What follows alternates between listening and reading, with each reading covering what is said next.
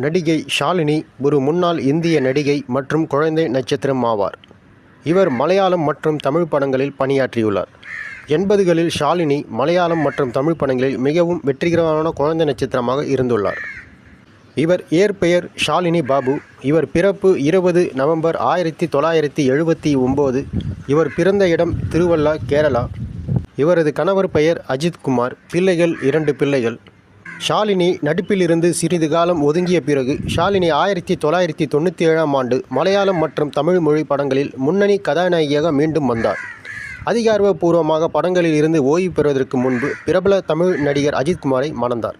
இவர் பாபு மற்றும் ஆலிஸுக்கு நவம்பர் 20, 1979 அன்று பிறந்தார். அவரது தந்தை கொல்லத்தைச் சேர்ந்தவர். அவரது தந்தை ஒரு நடிகராக வேண்டும் என்ற லட்சியத்துடன் சென்னைக்கு குடிபெயர்ந்தார். குடும்பம் அங்கு குடியேறியது. பின்னர் அவர் தனது குழந்தைகள் மூலம் தனது லட்சியத்தை நிறைவேற்றினார்.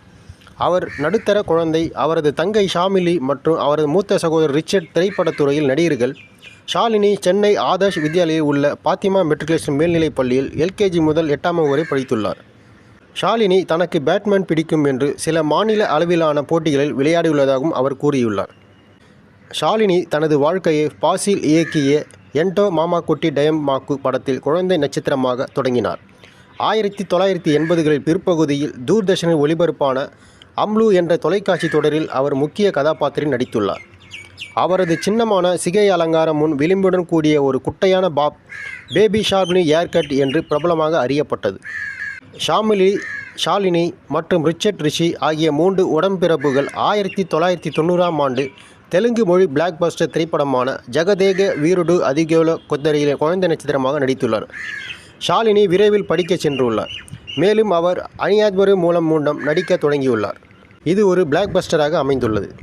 அவரது அடுத்த படமான கலியூஞ்சல் 1997 அவர் மம்முட்டி மற்றும் திலீப்புடன் இணைந்து நடித்துள்ளார். அது கலவையான விமர்சனங்களை பெற்றது.